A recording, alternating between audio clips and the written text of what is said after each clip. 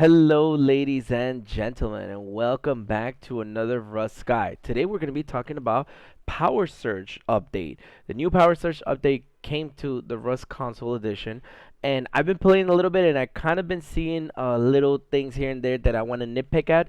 But for those of you that are new to Power, I wanted to give you guys a breakdown of basically what's Power, the most simple version, and then on the future videos we're going to go more into detail on what power sources, batteries, and eventually we're going to go into like quick things that you guys could do in regards to like traps or circuits and things like that. But without further ado, let's just jump right into this video. Now, power, we got this. Now, how do you get anything to make power? So first, let's start out with the workbench. A workbench level 1 is going to give you pretty much everything you need in regards to anything like switches, batteries, solar panels, and all of this stuff.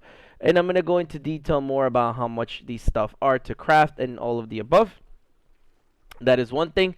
And then all you're really going to need is the workbench level 1 and level 2 to kind of learn everything you need in regards to like power, Workbench level 2, you're looking at like medium batteries, you're looking at, like auto turrets, and you're also looking at computer station. This is very interesting, and we'll get to that in a minute. Now, with that said, let's just jump right into it. So on Rust console, or at least in Rust, there are 3 ways to be able to, I guess you could say, collect power. And that's going to be with the small generator, the solar panel, and of course, the big boy, the wind turbine. Now, I'm going to talk about this more into detail in the future video, but basically all you're going to get from a small generator, if you put in, a maximum of 500 fuel, you're going to get a burn-in rate of 4 fuel per minute, meaning that you could get about 2 hours of power from a small generator. A small generator could only produce up to 40 power, no less, no more. Now, when it comes to solar panels, depending on where the sun is located, you're going to be getting a maximum output of 20. So obviously you could kind of put more than 2. The sun kind of goes out in the north and sets on the south. I know that's not how it works in real life, but that's kind of how it works in Rust. So you would probably want to put one facing the north and facing the south, but in reality, what you want to do is you want to place one facing northwest and southeast to get the maximum output. No, not output, but collection from the sun, solar power, I guess you could say, in regards to that.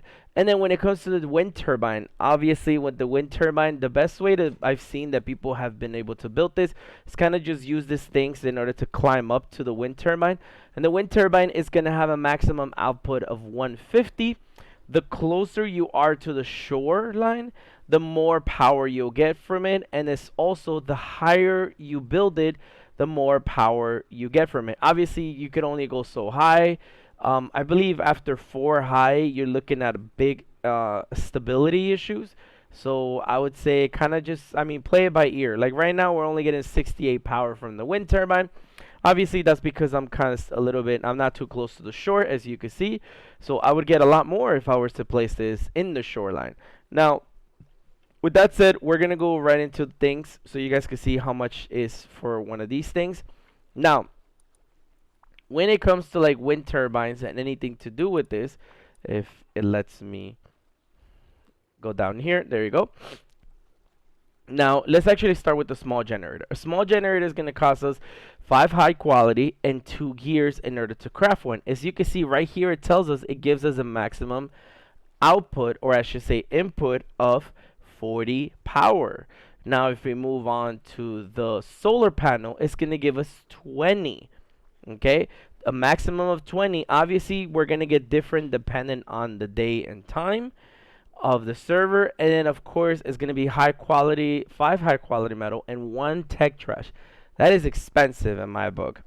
And then when we go to the wind turbine is going to be 500 wood, 10 high quality metal, and then you're going to see 3 gears and 3 metal sheets. And it's going to give you a maximum output, or I should say input, of 150.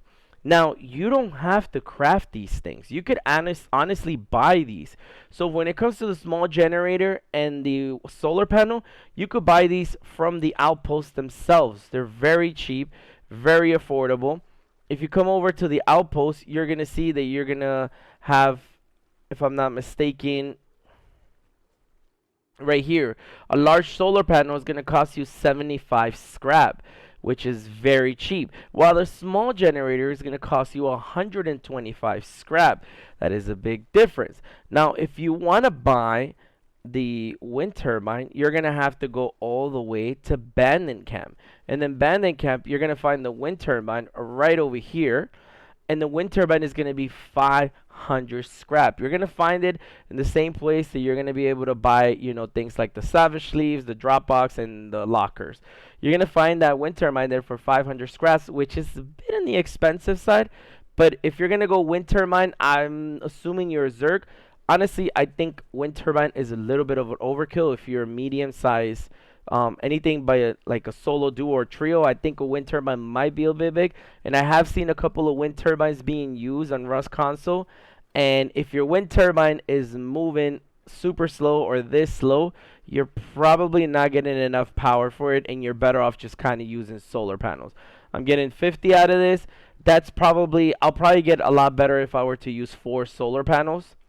Now, the only difference between a wind turbine and a solar panel is that a wind turbine would be getting, as you can see from this solar panel, I'm getting 20 electricity right now, compared to the wind turbine. Now, like I was saying, the difference between a wind turbine and a solar panel is that the wind turbine will be collecting power all day, every day, compared to the solar panel, which is only going to collect power during the daytime, and then nighttime cycle, it's going to stop collecting power on like the wind turbine. And then of course the small generator is only going to be collecting power if it has low grade on it.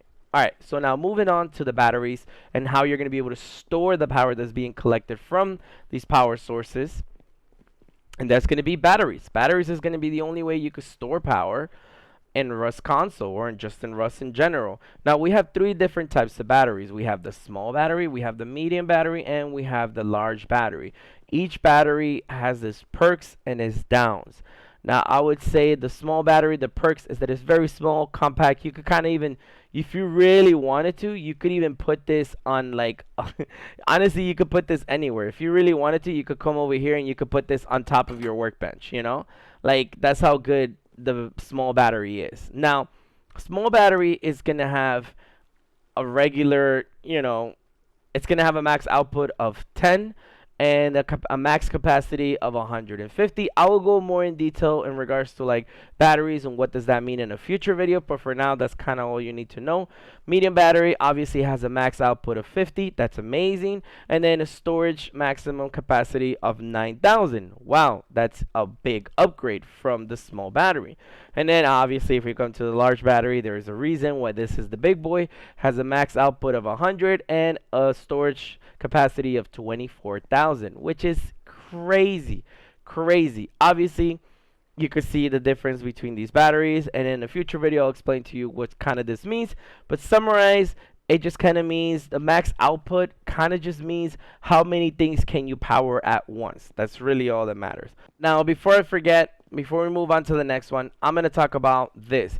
So you guys are wondering, how do you get a small battery, large battery, and stuff like that? So for a small battery, the best way you could acquire one of these is going to be through searching through some of the small boxes, or I should even say the regular boxes, kind of like when you're looking for components and stuff like that. My honest opinion, and I'll tell you guys, is just honestly just craft one. It's not that expensive. It's only 5 high quality metal. Just craft one. If you really want one, just craft one. It's only a workbench level one. Just craft one just to get started. Now, for a medium battery, if you're gonna go over here, you're gonna see that it's worth 5 high quality metal and 1 tech trash. Once again, we come across that tech trash. We are better off using that tech trash for things like, I don't know, C4 or other stuff along the way. Now, another way for you guys to get the medium battery is head over to where you buy your wind turbine, or I should say the abandoned camp. In the same place where they sell the wind turbine, you're going to find a medium battery for 75 scrap. So that's the cheapest way you could get one. As for a large battery, easiest way to get it is honestly crafted. Either that, or you could find these out in the wild, doing monuments and stuff like that. Now, obviously, a large battery is going to cost a little bit more. It's going to be 10 high quality, which is, if you look at it, is not that bad, but it's the two tech trash. And I don't know about you guys, but tech trash just doesn't come around that easy, you know. You only find them in milli crates, and as well as, or more commonly found in milli crates and even elite crates. So that's kind of something to think about. That's why we always kind of recommend, from the boyfriend squad, we always kind of recommend just buy a medium battery from the actual banding camp. That's probably the easiest thing you could do. Now, when it comes to the medium or small or even large batteries, when you recharge them, this is something to have in mind. The battery is only going to accept 80% of the charge. I believe it even says it on when you craft it. You see, it says with a maximum of 80% efficiency. So it's only going to accept 80% of whatever power input you're putting into it.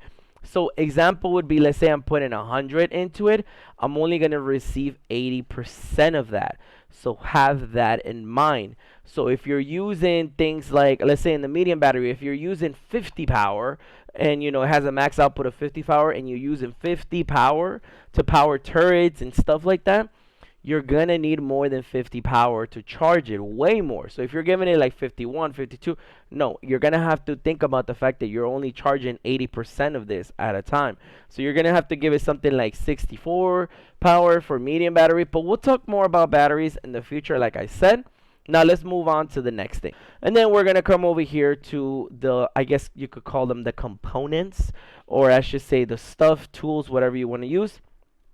These are going to be your most commonly used things, which is going to be a blocker. You kind of use this in regards to like closing doors, opening doors, and cutting power to things. I'll talk up more detail on how, or I will show you guys how to use this in future videos. And then you're going to have your electrical branch, which is one of my favorite things, and you guys will see in future videos why this is. Then you're going to have your memory cells, as well as you're going to have your root combiners, as well as, you know, you're going to have your rad switch, which nobody really uses this stuff, but, you know, it's up to you. Now we're going to move on to the other things that we're going to be using. Timers. Timers are going to be used for basically like traps and other stuff. It's basically what it is. It's a timer. So like you could go over here and you could put something on a timer, be like, hey, I want 10 seconds. So after 10 seconds, this cuts power. It closes doors after being open for 10 seconds. That type of thing. Then you have the XOR switch, your OR switch, and your AND switch. These are more for elaborate connections, and that's kind of all you need to know. In the future, when I make videos, I'll explain a little bit more in detail, but some of you are just going to just come in, see, oh, that's what I need, boom, moving on, you know? Now moving on to the next couple of things. The number one is the pressure plate, which is mostly used on traps. You're going to have your regular switch on and off. You're going to have your button, which is used on a lot of traps to reset your doors and your traps. You're going to have your HBHF sensor, which is kind of like the motion sensor, I like to call it. This is going to be being used in a lot of traps as well. And then you have your splitter.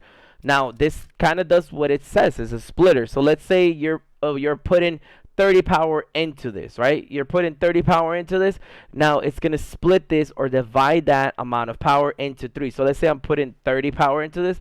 It's going to divide the power into 3. So it's going to give out 10 here, 10 here, and 10 here. You get what I'm saying, you know? Now, when it comes down to any of these things, the best thing that I could tell you guys in regards to crafting, it would probably be easier for you to craft these things.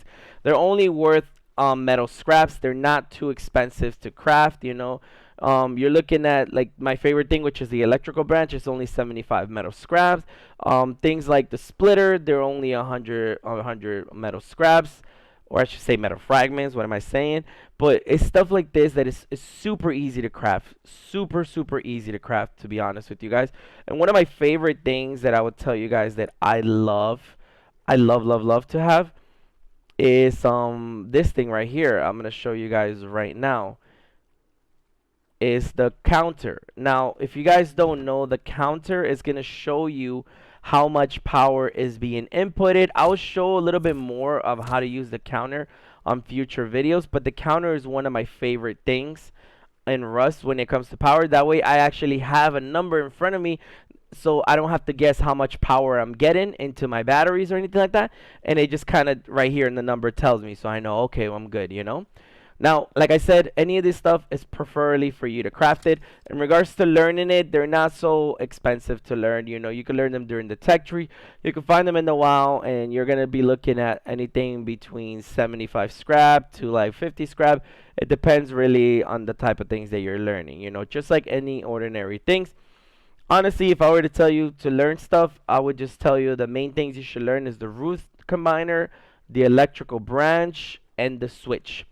And then lastly, when it comes to any of these things, it's going to be what I've been carrying this entire time, which is a wire tool. A wire tool is something that you kind of already have. You know, it should be on your common or under, actually it should be under items. If I'm not, no, it's probably under tools. What? It's not under tools? It's something that it's already on lock. So it's probably under electric, and I'm just, yeah, I'm a dunzo. Yeah, it's only two high quality metal. It's not too expensive, and honestly, it's gonna be the thing that you use in order for you to plug things in or connect things together, and all of that stuff. You know. Now moving on to our other thing. So this is our last thing on our beginner's guide, and it's gonna be honestly this video is a little too long, but this is gonna be the last thing we need, which is gonna be the computer, and it's gonna be the cameras as well as the turrets. Obviously, when it comes to turrets, you're gonna want to power turrets. Turrets are now in the news, says this news patch, you could actually add guns to it and ammo. It no longer has an automatic 8K on it. That's not how it works. My suggestion to you guys, if you want to go cheap, put a nail gun. Nail gun does not use gunpowder for its ammo. It only uses metal frags. Another gun that a lot of people commonly use is the Python. Python is deadly. That's another gun that people love to use. And then, you know, pistol bullets are really cheap to make as well. So when it comes to turrets, you know, you're gonna have your other connections. But like I said, in future, I'm gonna show you guys how to power turrets more efficiently and a lot better. Now, computer, which is a huge thing that you guys should be paying attention to. Yeah, actually, if I'm not mistaken, I believe you could buy one in the outpost. And if I'm not mistaken, this thing is actually worth there you go. Computer station is worth 300 scrap. So for 300 scrap, you have a computer in your base that you could look at everything everywhere. So let me show you real quick. So you could go ahead here and you could type in whatever the ID of the camera is. Every camera has their own ID. If you go now, whenever you have like the camera component, you could actually place cameras down, and you could even you know, have your own set ID. It's usually like Cobalt 1. That's usually what it's set to, but you could always change the name. Once you change the name, you're gonna go ahead here and you're gonna add it. On streamer mode, so that's why a lot of the stuff is crossed out, but you're gonna be able to add it. And here's the crazy thing: you could even add some monuments. Perfect example, I added the dome. Now I get to see if somebody is doing the dome. Obviously, you can't really move the camera, but I get to see if somebody's doing the dome. The dome has two cameras, one up bottom and one up top. So now I get to see, oh, look, Billy, nobody has done dome. Let's go up top and do the dome. Or I could look at this, have a base next to dome, and be like, somebody's getting the milli crates. Let me go outside and wait for him at the front door to shoot him. You get what I'm saying? This is cool. And then you could also have cameras on the outpost, so you see if there's people in the outpost, if you should be aware of it. And as well as you could put a camera on the oil rig. You see how crazy the potentials are for these things?